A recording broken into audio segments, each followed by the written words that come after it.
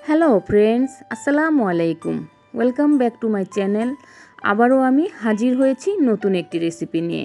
আজকে আমি খুবই সহজ এবং মজাদার একটি বোয়াল মাছের ভুনা তৈরি করে দেখাবো।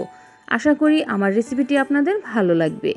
আর যদি ভালো লেগে থাকে তাহলে অবশ্যই আমার চ্যানেলটাকে সাবস্ক্রাইব করবেন আর বন্ধুবান্ধব আত্মীয়স্বজনদের সাথে শেয়ার করবেন। তাহলে চলুন দেখে নিই কীভাবে আমি এই বোয়াল মাছ ভুনা করেছি। এর জন্য আমি 4 পিস বোয়াল মাছ নিয়েছি। মাছগুলোকে ভালো করে ধুয়ে পরিষ্কার করে তারপর লবণ আর হলুদ দিয়ে মেখে নিয়েছি ভাজার জন্য। চুলায় আমি একটা ফ্রাই প্যান গরম করে তার মধ্যে 2 টেবিল চামচ তেল গরম করে নিয়েছি। এবারে আমি একে একে মাছগুলো দিয়ে দেব। আর বোয়াল মাছগুলো অবশ্যই ভাজার সময় সাবধানে ভাজতে হবে, না হলে কিন্তু গায়ে ছিটা এসে পুড়ে যেতে পারে। এজন্য মাছগুলোকে সাবধানে ভাজতে হবে। আমি 2 মিনিটের মতো মাছগুলোকে ভেজে নিয়েছি। এবার আমি একে একে সবগুলো মাছ উল্টে দেব। এই তো আমি সবগুলো মাছ উল্টে দিয়েছি। এবারে আমি এই পিঠও 2 মিনিটের মতো ভেজে নেব। বোয়াল মাছগুলো ভাজা হয়ে গেছে। এবারে আমি একটা সাইডে নামিয়ে রাখবো। আর রান্নার জন্য চুলায় আমি একটা প্যান গরম করে নিয়েছি। তার মধ্যে দিয়ে দেব 2 টেবিল চামচ রেগুলার অয়েল। তেলটা গরম হয়ে এলে দিয়ে দেব হাফ কাপ পেঁয়াজ কুচি। এবারে আমি পেঁয়াজ কুচিগুলো হালকা ব্রাউন কালার করে ভেজে নেব। এই তো আমি পেঁয়াজ কুচিগুলোকে হালকা ব্রাউন কালার করে ভেজে নিয়েছি। এবারে আমি দিয়ে দেব 1 চা চামচ আদা রসুনের পেস্ট। এবারে আমি আদা রসুনের পেস্ট কিছুক্ষণ তেলের মধ্যে ভেজে নেব, যাতে আদা রসুনের কাঁচা একটা গন্ধ আছে সেটা চলে যায়। আদা রসুনের পেস্ট কিছুক্ষণ ভেজে নেওয়ার পর দিয়ে দেব হাফ চা চামচ হলুদের গুঁড়া, লাল মরিচের গুঁড়া দিয়ে দেব 1 চা চামচ, দিয়ে দেব হাফ চা চামচ ধনিয়ার গুঁড়া, আর একটু পানি দিয়ে দেব যাতে মশলাটা পুড়ে না যায়। লবণ দিয়ে দেব স্বাদ মতো। এবারে আমি মশলাগুলো ভালো করে মিক্সড করে নেব। মশলাগুলো মিক্সড করে নেওয়া হয়ে গেছে। এ পর্যায়ে কিছুক্ষণ কষিয়ে নিতে হবে। আমার মশলাগুলো কষিয়ে নেওয়া হয়ে গেছে, দেখেই বোঝা যাচ্ছে উপরে যে তেল উঠে এসেছে, তার মানে আমার মশলাগুলো ভালো করে কষানো হয়ে গেছে। এ পর্যায়ে অ্যাড করে দেব পানি। পরিমাণ মতো পানি দিয়ে দেবেন।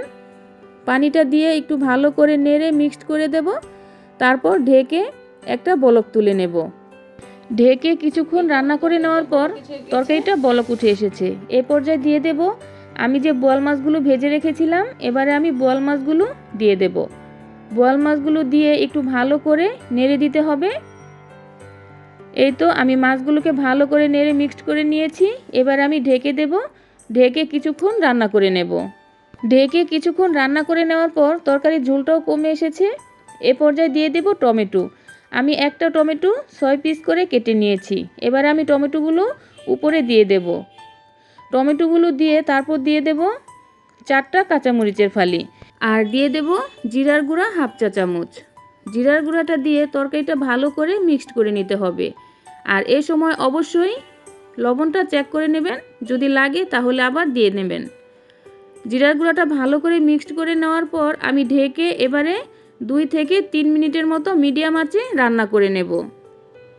জিরার গুঁড়াটা দিয়ে আমি 2 মিনিটের মতো ঢেকে রান্না করে নিয়েছি। তরকারিটা পুরোপুরি হয়ে গেছে। এ পর্যায়ে দিয়ে দেব ধনিয়া পাতা কুচি। এই তো আমি ধনিয়া পাতা কুচিটা দিয়ে 1 মিনিটের মতো রান্না করে নিয়েছি। তরকারিটা পুরোপুরি হয়ে গেছে। এবার আমি নামিয়ে নেব। এইভাবে করে বোয়াল মাছটা রান্না করে দেখবেন খেতে কতটা ভালো লাগে। এবারে আমি একটা বাটিতে সার্ভ করে নেব। এই তো হয়ে গেছে খুবই মজাদার এবং টেস্টি বোয়াল মাছ ভুনা। এই বোয়াল মাছ ভুনাটা করা কতটা সহজ তা আপনারা দেখেই তো বুঝতে পেরেছেন। আশা করি আমার রেসিপিটি আপনাদের ভালো লাগবে। আর যদি ভালো লেগে থাকে তাহলে অবশ্যই আমার চ্যানেলটাকে সাবস্ক্রাইব করবেন আর বন্ধুবান্ধব আত্মীয় স্বজনদের সাথে শেয়ার করবেন। তাহলে আবার আসছি নতুন কোনো ভিডিও নিয়ে। তাহলে এ পর্যন্তই। আল্লাহ হাফেজ।